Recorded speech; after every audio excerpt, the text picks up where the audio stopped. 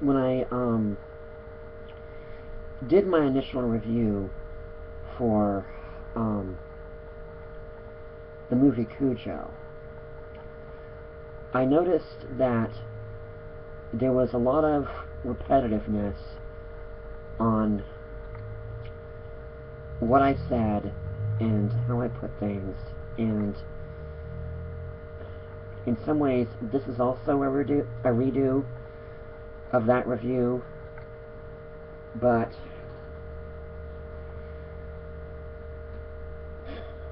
some of what I said in my initial review will remain true. I noticed how repetitive I got, and I don't always like that. That having been said, this is the newest edition that I've recently ordered / bought. And yes, it is indeed on Blu-ray, and I, for one, was relatively impressed with how good it looked and sounded on Blu-ray, especially considering this movie first came out in 1983. Somehow or another, Blu-ray or DVD, if it's before this past decade, some movies, whether they're Blu-ray or DVD, they can still make them look absolutely perfect. Almost. The reason why this particular movie by Stephen King, like I said, it still gives me the creeps to this day. But once again, it's not because of the rabid dog, because I do love animals, but under the right circumstances, I'm not an advocate, I am not one to condone animal cruelty, real life animal cruelty, that is. But in movies, I'm usually able to make the distinction between fiction and reality per se.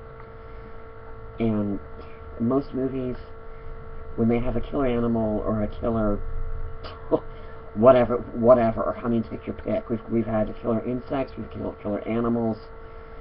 We've had a little bit of everything, it seems. This particular movie, like I said, I think Louis Teague, the director, he builds the tension so carefully and so slowly, and in some ways very, very subtly, that at least for me, the way it builds, by the time the end credits roll, I mean, once this movie gets going, it does not stop. It does not really start getting intense until Cujo makes his final transition between docile, to say the least, to downright vicious. That is pretty much where it picks up for me, but the way the tension just keeps building, by the end credits, not everyone sees it this way, but to me, it's one of the few that, on top of the atmosphere and the slow motion, the way Lewis does some of the camera work, that to me makes it even more foreboding, to say the least. That having been said as well, I saw it for the first time when I was in my early teens, and my dad explained to me, it was one of the times when he and I really connected while watching a movie when I was in my early teens. But apparently he wasn't prepared for my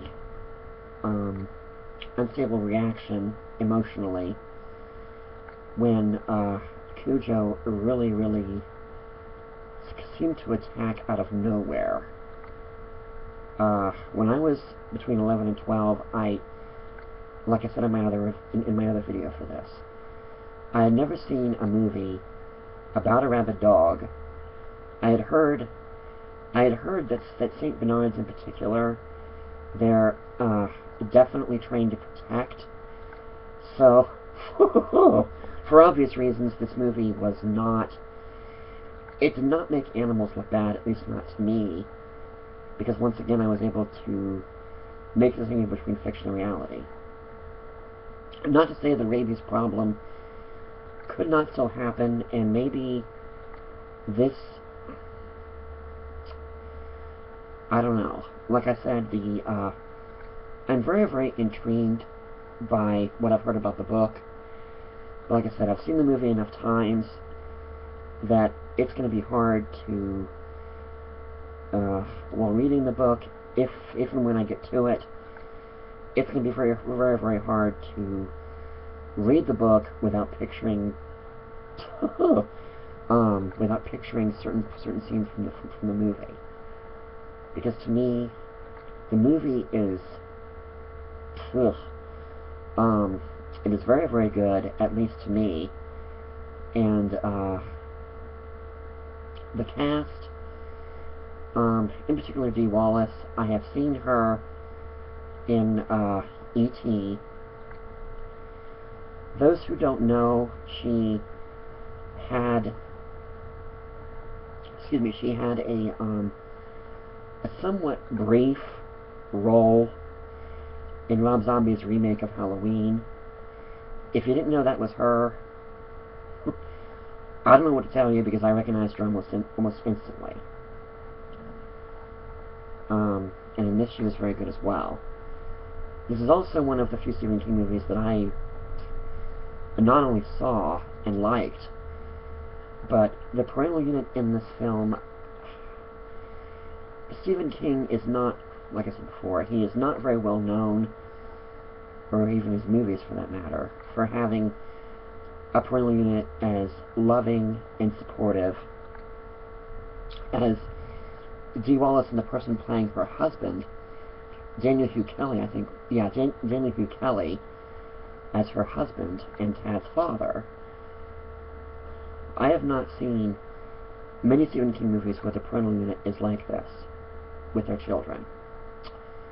Although quite often we have a parental unit where one of them is either dead or out of the picture in one form or another, and the parent that is left to take care of the child.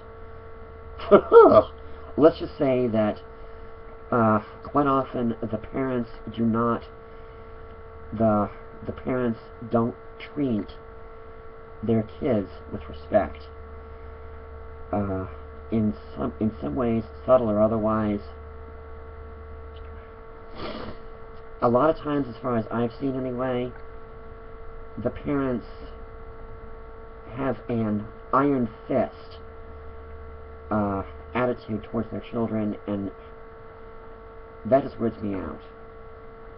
There's one particular movie by Stephen King that I'm not sure he would have approved of, but I gotta tell you, I did finally see the movie after years of a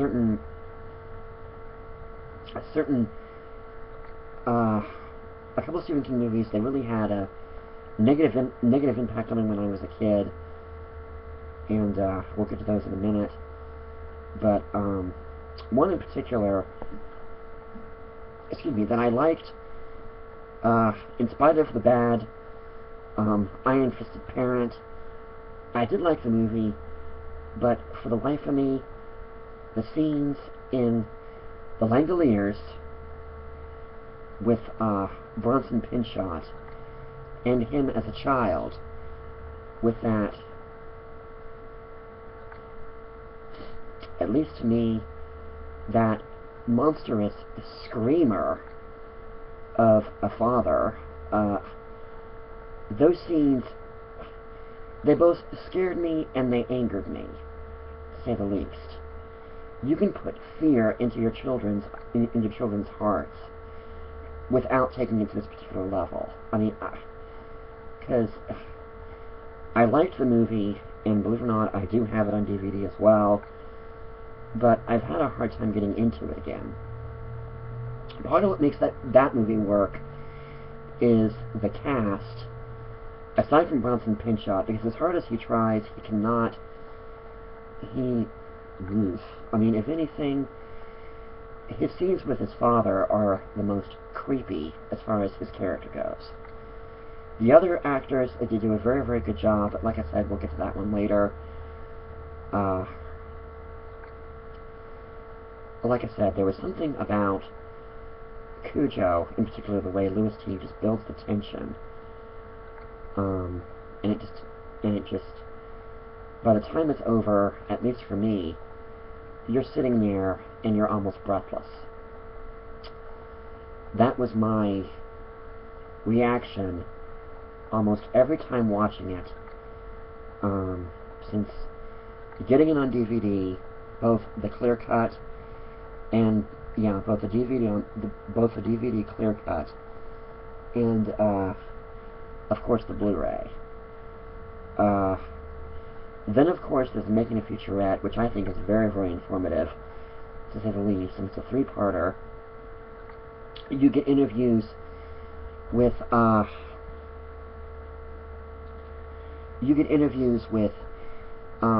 Dee Wallace, Danny Pintoro, who plays Tad. Stephen King doesn't get interviewed, but as far as I can tell, he did not have a problem with this adaptation. In fact, I've also heard that he made the comment that if there was any book that he's written that he would like to redo, Cujo would definitely be one of them to do that with. But I do want to read the book, despite the darkness of the tone. I mean, the movie's creepy enough as far as darkness and tone, but from what I've heard, the book is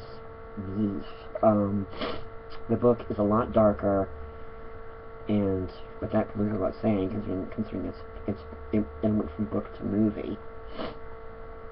This movie is not,